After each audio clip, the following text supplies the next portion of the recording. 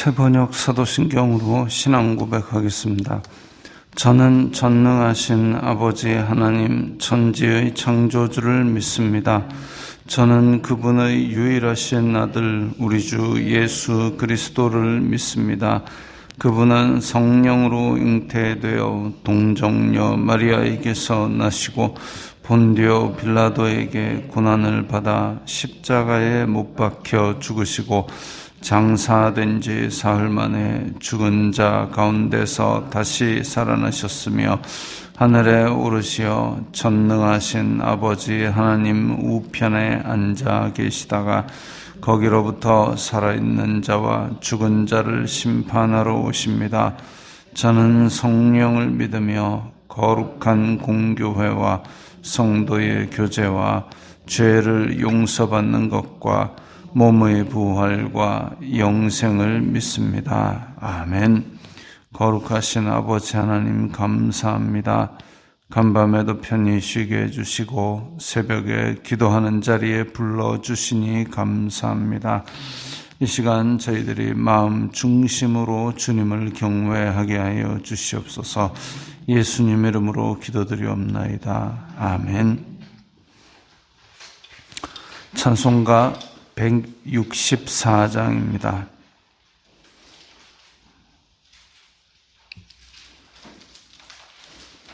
찬송가 164장입니다.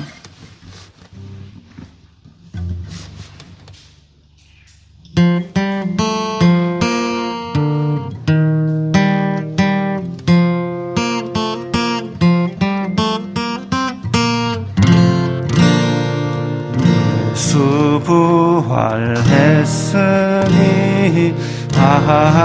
할렐루야. 만민 찬송하여라. 할렐루야. 천사들이 즐거워. 할렐루야. 깊은 찬송 부르네. 할렐루야. 계속하신 주 예수. 할렐루야. 선한 싸움 이겼네. 할렐루야. 사망 권세 이기고. 할렐루야. 하늘 문을 여셨네.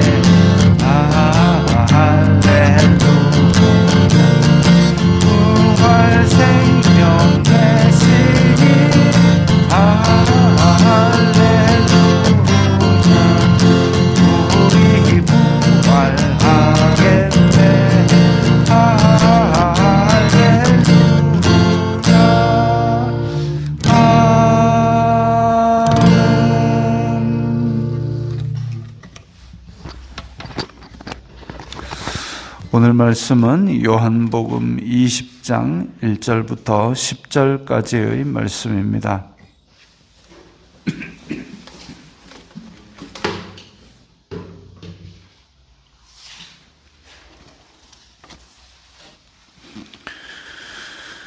요한복음 20장 1절부터 10절까지의 말씀 함께 읽겠습니다.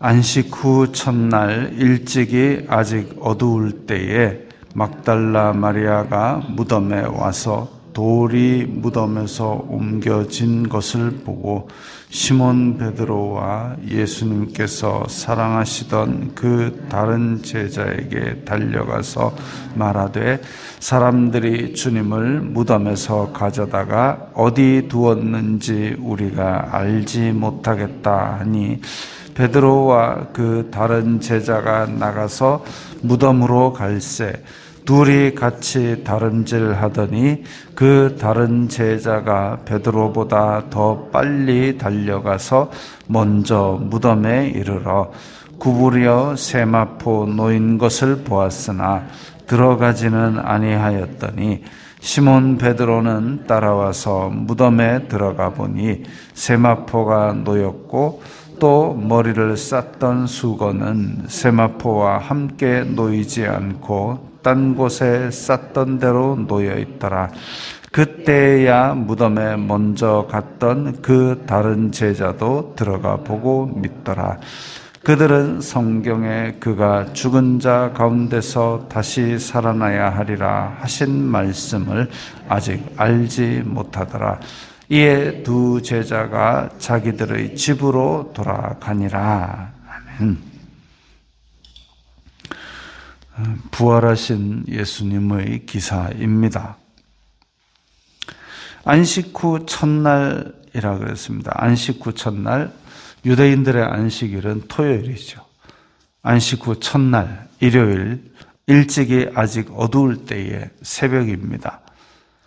그래서 예수님께서 부활하신 일요일 새벽, 그리고 그 전통을 따라서 예수님께서 부활하신 것을 기념하기 위해서 제자들은 유대인이니까 안식일에는 유대인의 율법대로 안식하고 안식 후 첫날 일요일에는 초대 교회들이 모였고 그래서 그 전통으로 우리 개혁 교회들은 다 안식 후 첫날 일요일에 예배를 드립니다. 주님께서 부활하신 이것을 기념하는 것이죠. 그래서 종교개혁자들은 안식 후 첫날, 즉 예수님께서 부활하신 것을 기념하는 우리의 모임, 이 외에는 어떠한 절기도 이것보다 나을 수 없다. 그래서 그때 이전, 종교개혁 이전에 수많은 절기와 무슨 날들, 기념일들 이런 것들을 다 배제하고 오직 주님의 부활을 기념하는 주님의 날 일요일만이 우리의 절기다 이렇게 선언하기도 했습니다. 자, 그때에 막달라 마리아가 새벽 일찍 와가지고 예수님의 무덤에 찾아갔는데 돌이 무덤에서 옮겨진 것을 보았다 했습니다. 이때 당시의 무덤이라는 것이 그 지형 자체가 석회암들입니다. 그래서 그냥 이렇게 도구로 막 파면은 바위가 파집니다. 석회암. 근데 이제 이 팠을 때에 공기를 쐬게 되면 딱딱하게 굳어지는 그런 형태의 이 지형이 많이 있습니다. 그래서 바위 굴을 파가지고, 그러니까 저는 주일학교 때 그런 얘기를 들었습니다. 예수님의 무덤은 바위 굴을 파가지고 그렇게 했다. 와, 그러면 저는 이제 우리나라에 있는 그 막 흔들바위 같은 그런 딱딱한 바위 생각했죠. 그 바위를 파려면은 도대체 어떤 기구를 어떻게 써야, 그리고 얼마나 많은 사람이 달려들었을까. 근데 우리나라처럼 그렇게 딱딱한 바위가 아니랍니다. 그래서 파가지고 그 안에 막 방처럼 해가지고 일단 제일 먼저 큰 방, 그 다음에 그 큰 방 저 뒤쪽으로 아래쪽으로 또 큰 방을 하나 더 냅니다. 그래서 이 방에서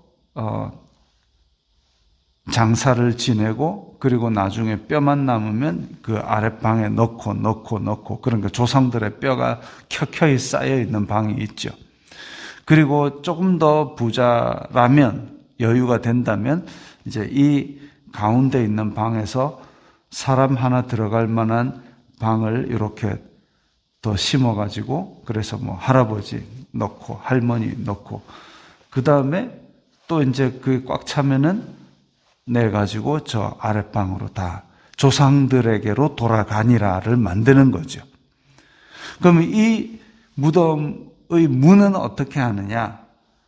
앞에 사람 하나가 고개를 숙여서 들어갈 만한 구멍을 놓고, 그 다음에 약간 비탈길을 내고 거기다가 동전처럼 큰 돌을 굴려가지고 막아 놓습니다. 그러니까 한 서너 명, 장정 서너 명이 오면 이 비탈길로 동전 같은 돌을 조금 굴려가지고 쐐기 하나 고아놓고 안으로 들어가서 또 일을 하고 그런 것이죠.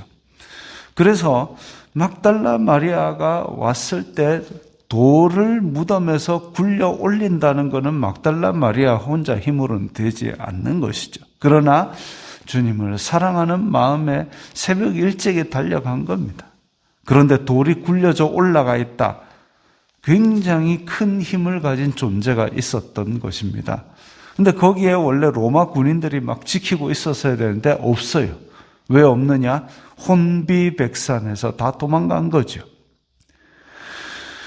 돌이 무덤에서 옮겨진 것을 보고 막달라 마리아는 쫓아 다시 내려갑니다. 어디로 가느냐? 제자들이 있던 곳으로 달려가서 시몬 베드로와 예수님께서 사랑하시던 그 다른 제자의 요한이죠.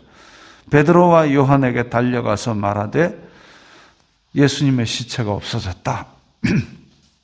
그러니까 베드로와 요한, 원래 베드로, 요한, 야고보가 성질이 얼마나 급한지, 베드로는 성질 좀 급한 거를 눌러놓으라고 예수님께서 너는 바보다 라고 하셨고, 요한, 야고보는 너희들은 우레의 아들이다 하고 맨날 우르르 쾅쾅하는 성격을 지적하셨는데, 아니나 다를까 그 얘기 듣자마자 베드로와 요한은 벌써 달려가고 없습니다. 무덤으로 달려가는데 생각보다 먼저 행동이 나오는 사람들이죠. 그래가지고 둘이 같이 달려가는데 다른 제자 요한이 베드로보다 더 빨리 달려가서 도착을 했는데 들어가지는 않았고, 베드로는 뒤따라왔는데 무덤에 먼저 들어가 버렸습니다. 베드로 성질이 더 급하죠.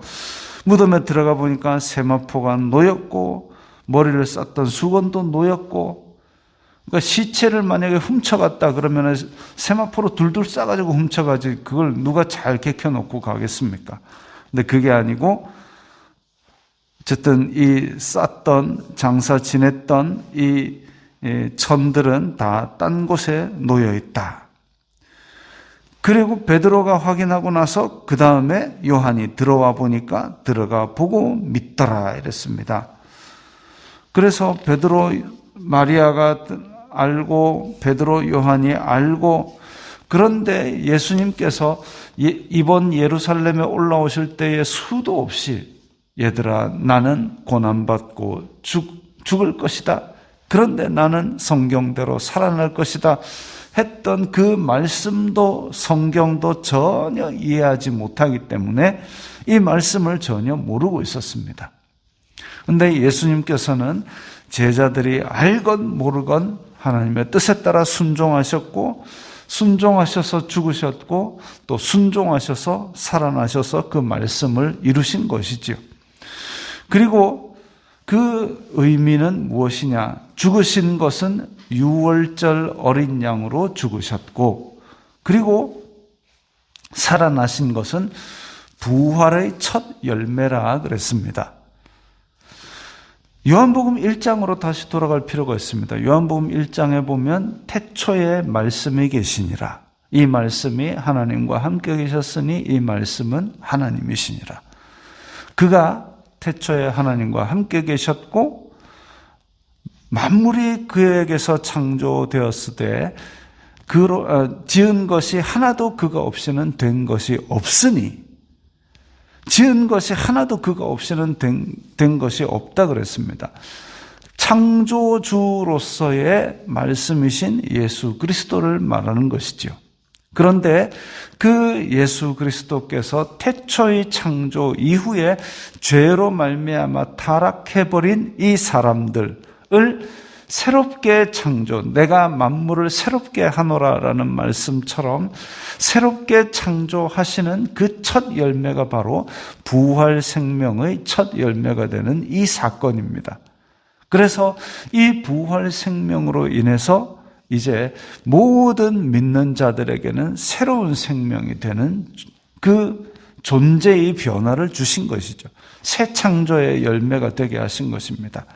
그래서 이것 가지고 고민을 했던 많은 믿음의 선배들은 예수님의 부활 안에서 자기의 인생의 해답을 얻었습니다. 마틴 루터가 종교개혁자 마틴 루터가 마차를 타고 가다가 자기 친구가 벼락 맞아 죽는 것을 본 이후에 자기는 엄청 큰 고민에 빠졌습니다. 야, 저렇게 신실한 친구가 하루아침에 그냥 죄가 되어서 죽는 걸 보니까 이 죽음이라는 것이 너무나 두려운 존재구나. 여기에 대한 해답은 무엇일까? 신앙의 해답이 있을까? 자기가 이제까지 배우던 성경과 그리고 종교의식과 이런 것에 대해서 해답을 찾아보려고 무지 노력을 하고 그때 당시에 하던 고행, 회개, 하나님 나를 용서해 주세요. 죽음이 너무 두렵습니다. 그러고 그 영생을 얻기 위한 여러 가지 방법들 헌금을 하고 여기 가서 성자의 유물을 참배하고 여기 가서 계단에 무릎으로 걸어 올라가고 이런 것들을 하다가 말씀에서 답을 얻었죠. 오직 의인은 믿음으로 말미암아 살리라. 믿음만이 우리의 어떤 행동도 우리를 보증해 줄 수 없고 우리를 대속해서 죽으신 예수 그리스도 그리고 다시 살아나신 예수 그리스도의 부활 생명만이 그것을 믿는 자만이 하나님의 은혜를 입게 되는구나. 그 말씀을 그제서야 깨닫게 된 겁니다. 베드로와 요한도 예수님께서 내가 죽을 거야, 다시 살아날 거야 수도 없이 얘기했어도 그걸 아무 생각도 없이 있다가 나중에서야 성령님이 임하시고 나서야 이 부활 생명이 무엇인지를 제대로 깨닫게 되는 것이죠. 사도 바울도 마찬가지입니다. 사도 바울도 가말리엘의 문하에서 정말 최고의 율법학자 밑에서 최고의 율법 교육을 받았고 바리새인으로서 그야말로 차세대 엘리트로서 그렇게 각광받는 하나님을 열심으로 섬기는데 전혀 부족함이 없던 사람이었음에도 불구하고 부활 생명이 없는 상태로 살아가고 있었는데 그래서 하나님을 잘 믿는 것인 줄 알고 믿는 자들을 잡아 죽이러 돌아다니고 있었는데 이 예수 그리스도의 부활을 깨닫게 되고 예수님께서 그를 친히 만나 주시니까 그 사람이 완전히 뒤집어졌습니다.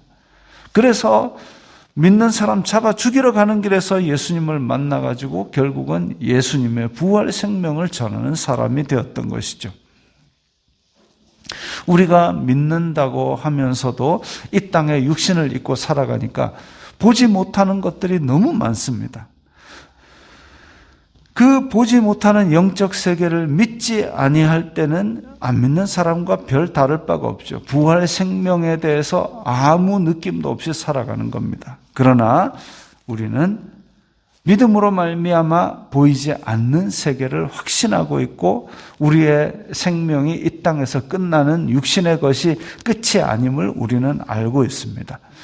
예수님께서 첫 열매가 되셨듯이 우리도 예수님처럼 부활 생명을 지니게 되는 새로운 생명, 새 창조의 생명, 지은 것이 하나도 그가 아니면 된 것이 없다 그랬는데 그 예수님께서 새롭게 창조하시는 그 길을 따라서 우리도 이제